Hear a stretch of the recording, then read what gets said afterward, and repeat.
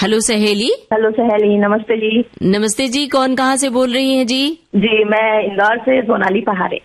जी सोनाली जी, बताइए आपका क्या हाल है? जी मेरा भी बढ़िया हाल है। आज काफी समय बाद, समझिए सालों बाद मेरा फोन लगा तो मुझे बड़ी खुशी मिली। जी बहुत सारे श्रोता हमें फोन करते हैं, बहुत सारी सहेलियां फोन करती हैं, इसलिए नहीं लग पाता है। इंदौर के बारे में बताइए। इंदौर स्वच्छता अभियान में बड़ा आगे है, क्या मुहिम चलाता है इंदौर?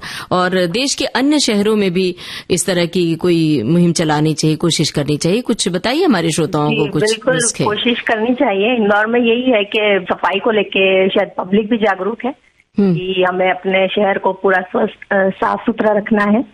और यही चीज मुझे ऐसा लगता है कि सभी शहरों में भी होनी चाहिए। हेलो सहेली। हेलो सहेली, नमस्ते जी। नमस्ते जी, कौन कहाँ से बोल रही हैं जी? जी मैं इंदौर से सोनाली पहाड़े।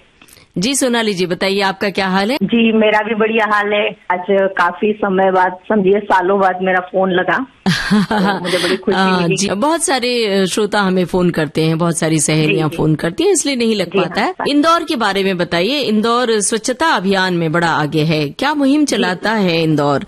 और देश के अन्य शहरों में भी इस तरह की कोई मुहिम चलानी चाहिए, कोशिश करनी चाहिए। कुछ बताइए हमारे श्रोताओं को कुछ। बिल्कुल कोशिश करनी चाहिए। इंदौर में यही है कि सफाई को लेके शायद पब्लिक भी जागरूक है कि हमें अपने शहर को पूरा स्वस्थ साफ सुथरा रखना है।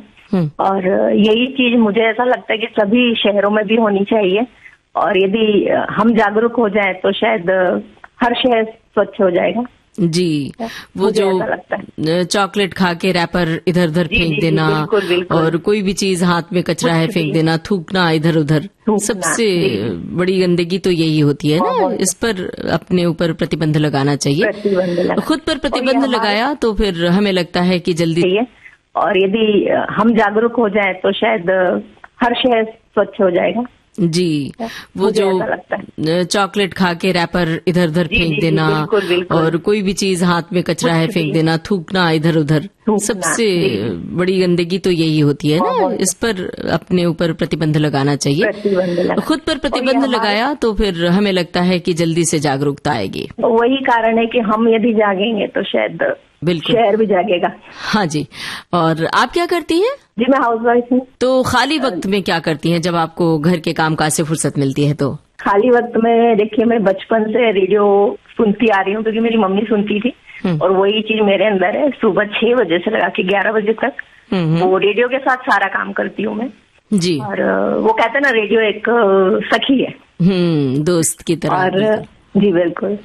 और आप लोग का जो वॉइस है, आवाज है, वो बड़ा ही अच्छा लगता है सुनने में जी। और शुक्रिया। एक स्फूर्ति मिलती है जी। बहुत बहुत शुक्रिया। और हमें स्फूर्ति मिलती है आप सबके फोन कॉल से, आप सबकी बातों से। तो इसके अलावा कुछ शौक है, जैसे पढ़ना लिखना, पेंटिंग, ड्राइंग, सिंगिंग, डांसिंग? जी मेरा शौक रहा सिंगिंग भी, डांसिंग भी, लिखना भी। हाँ। पर समय के साथ उसको कर नहीं पाई। पर हाँ, ये चीजें मैं दूसरों में देखती हूँ, सुनती हूँ। जब आप लोग के कार्यक्रम आते हैं और कोई बताता है कि मुझे संगीत का शौक रहा, डांसिंग का रहा, मैंने आगे किया, या लिखने का रहा, तो मुझे बड़ा अच्छा लगता है कि चलिए कोई तो है जो इसको अपने हॉबी को आगे ले पाया।